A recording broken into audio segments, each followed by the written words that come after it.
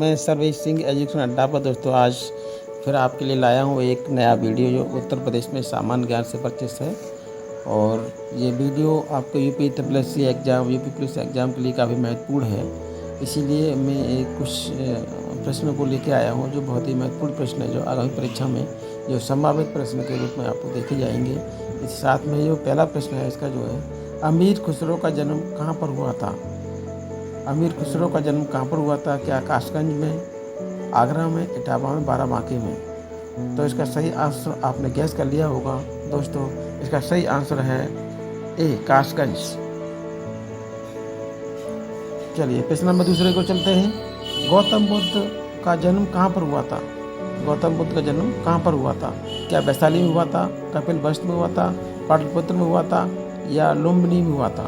तो सही आंसर आपने भी गैस कर लिया होगा कौन सा सही, इसका जो सही है। तो इसका सही ऑप्शन है आपका जो है डी, यानी लुम्बिनी नामक स्थान पर हुआ था। ये जो है नेपाल का तराई क्षेत्र में पड़ता है, वहीं पर जाकर गौतम बुद्ध का जन्म हुआ था। चलिए ये भी आंसर सही हो गया। अब चलते हैं प्रश्न नंबर तीसरे की ओर। रामचरितमानस कविता जो है आपकी रचना जो है उसके कवि कौन है? थोड़ा इसमें मिस्टेक हो गई है। चलिए इसका आपने भी गैस कर लिया कौन सा आंसर होगा। नरसिंह दास है, सूरदास है, तुलसीदास है, क्या रैदास है? तो इसका सही ऑप्शन है तीसरा, तुलसीदास।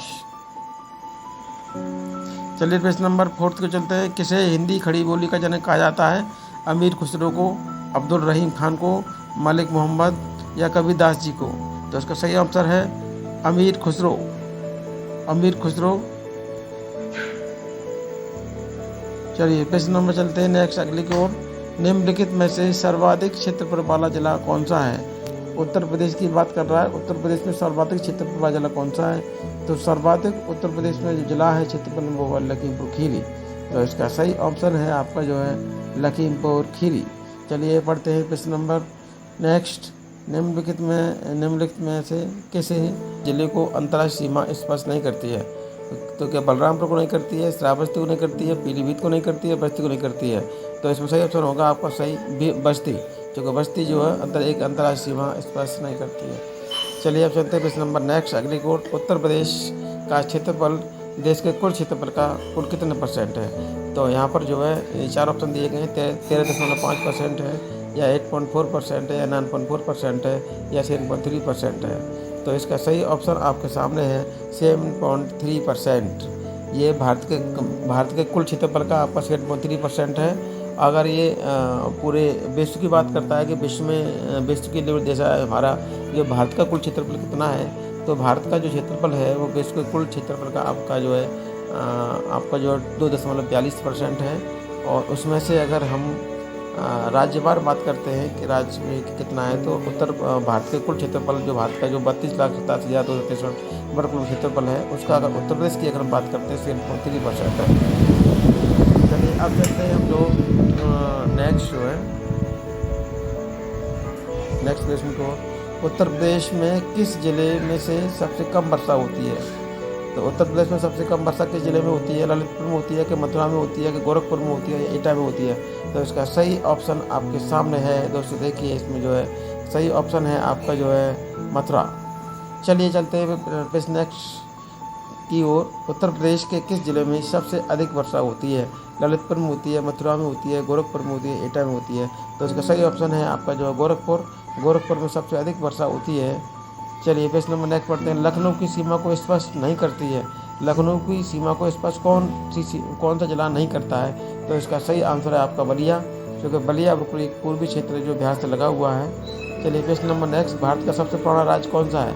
उत्तर प्रदेश है, मध्य प्रदेश, राजस्थान, या उत्तराखंड है? तो उत्तर प्रदेश का सबसे पुराना राज्य उत्तर प्रदेश। और उत्तर प्रदेश की अगर जिला की बात करते हैं तो उत्तर प्रदेश सबसे जिला जो पुराना जिला है, जो सबसे प्राचीनतम जैसे जिला बोलते हैं वो आपका वाराणसी, जो कि पूर्वोत्तर भारत का सबसे पुराना ही मानते हैं, जबकि संपूर्ण भारत का भी इसे कहा जाता है।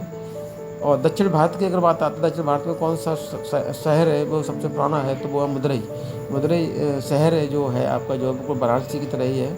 चलिए प्रश्न में चलते हैं नेक्स्ट अगले की ओर। उत्तर प्रदेश में सबसे ऊंचा बांध कौन सा है?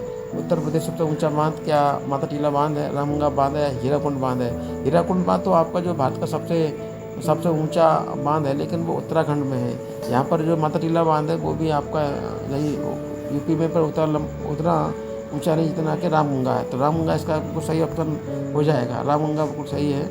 और दोस्तों बता दूं आपको कि भारत का जो सबसे जो ऊंचा बांध है, जो ग्रेविटेशनल फोर्स के हिसाब से खड़ा हुआ है, वो आपका है आपका जो नागल बांध, जो आपका पंजाब में है। और भारत का सबसे लंबा जो बांध है वो आपका हीराकुंड बांध है, जो आपका जो है उसमें बना हुआ है उड़ीसा में। ठीक है, तो इसका सही ऑप्शन आपका जो है रामगंगा है। चलिए फिर बढ़ते किस नंबर अगले की ओर। निम्न में से किस नदी पर गोरखपुर स्थित है? क्या घाघरा पर, राप्ती पर, गंडक, सरयू पर? तो सरयू नदी पर तो अयोध्या है, ये इसका सही ऑप्शन हो जाएगा आपका राप्ती। राप्ती नदी पर जो है आपका गोरखपुर स्थित है, तो इसका सही ऑप्शन आपका जो है राप्ती है। चलिए, आगरा शहर की स्थापना किसने की थी? क्या बहलोल लोधी ने की थी, खीज खान ने की थी, फिरोज तुगलक ने की थी, सिकंदर लोधी ने की थी? तो सही हम तो जानते होंगे इसका, सिकंदर लोधी ने इसकी स्थापना की थी। तो सही ऑप्शन है आपका सिकंदर लोधी। चलिए बढ़ते हैं प्रश्न नंबर, इस श्रृंखला का अंतिम प्रश्न है, राज्य का प्रथम नागरिक कौन होता है? क्या राज्यपाल होता है, मुख्यमंत्री होता है, लोकसभा अध्यक्ष होता है, या विधान परिषद होता है? तो राज्य का प्रथम नागरिक होता है वो आपका राज्यपाल होता है। इसके हिसाब से सही ऑप्शन आपका है ए, राज्यपाल।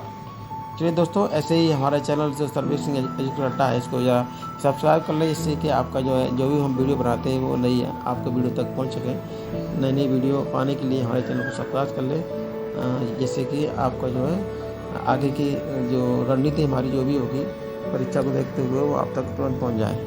चलिए दोस्तों, नमस्कार।